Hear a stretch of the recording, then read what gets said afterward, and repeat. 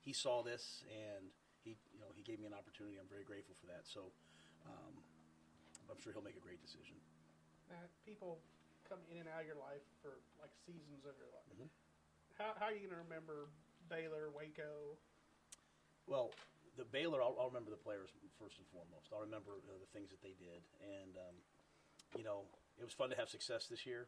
It was really fun to win the sixth game to go to a bowl last year. It was also fun to have that first year, and like just the young people, the players that have been in our lives. And then I think this was a time in our lives where we were able to kind of catch our breath, and this was a great life here. There's great people in the community, and my parents moved here. Julie's dad moved here, But just like I said, I felt like I was called to come here. I think I've been released from that call. This time is over for me, and we move on to something next. But we'll certainly remember this as one of the great times, and not just my life and my professional life, but our family's lives.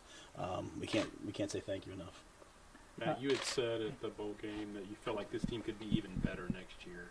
How confident are you of that, and this team kind of continuing to move forward? Yeah, no doubt. I mean, they understand now how to get to those places, and then they understand what it takes once you get there. So, Charlie Brewer's a senior. John Lovett, Tristan Ebner are seniors. James Lynch is going to be a senior. Grayland's going to be a senior. I expect that they will be an outstanding team next year. Like I'm sitting here, you look at my Baylor shirt on, like I'm going to be not just a fan of the program, but a fan of those guys. And I think the recruits coming in, the young players in the program. We redshirted a lot of guys this year, which you're supposed to do. We didn't really do the first couple of years. But wait till you guys see Tyrone Brown and Yusuf Terry and Quaylen. And there's a lot of really good players. So I think they're going to be an outstanding team. And most importantly, they have the leadership and the mindset and the process to go win. So they'll get through this now. It's always uneasy when there's a coaching change. But they'll find the right coach, and they will get back to work. And we prided ourselves on being the toughest, hardest working, most competitive team. And I think that they'll remain that easily. Just given what y'all accomplished and what this team went through in your 3 years here, would a coaching change maybe be one of the easier things that they've had to overcome?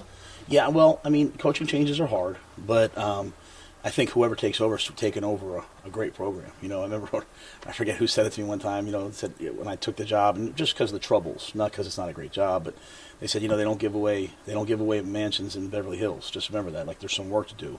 But I think this is a mansion in Beverly Hills. I think this is a great job, and at a great place with great leadership. And Dr. Livingstone, Mac, Jeremiah Dickey, the things that we have in place. I think it's not. It'll be unsettling for the players, but they'll find the right coach and they'll take off.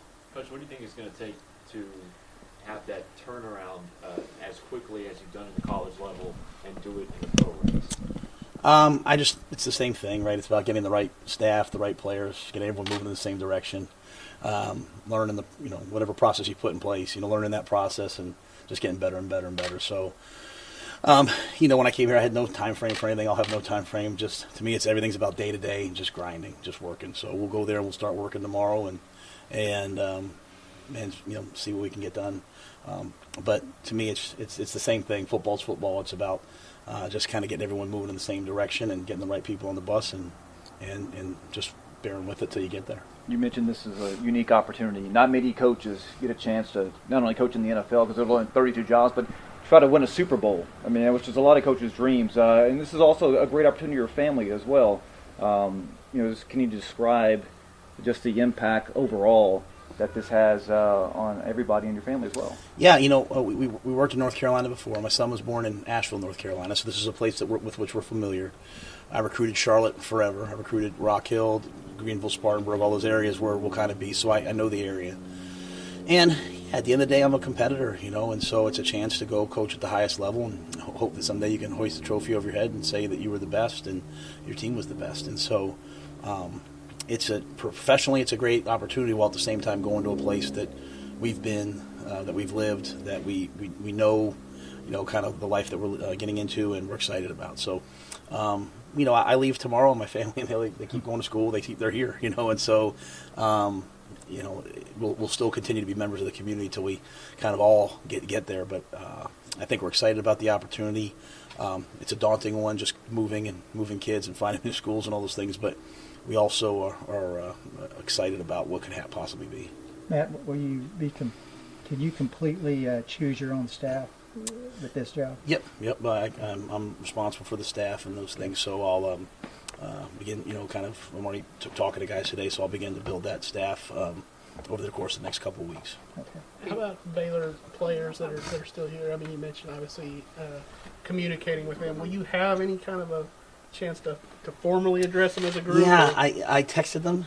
I think it depends on when the next head coach is hired. I would love to have a chance to see guys face to face, but I also understand if they hire a new head coach that I want to make sure I'm not stepping on his toes. So as I come back and forth to see my family, I'm sure I'll see different guys. But in terms of having a formal team meeting, that's the one negative about the timing of this one. The guys are all home. So I tried to just send out a team text and then said, hey, reach out to me, and you guys have. But yeah, I wish I could have a chance to sit there and see them face to face. But again, I think they understand. There hasn't been a guy that hasn't understood so far, and I appreciate that about them. All right, guys. Thank you guys very much. Thank you. Appreciate all you guys. Appreciate it. Thank you guys. Anything you guys need, let me know. Don't be a stranger.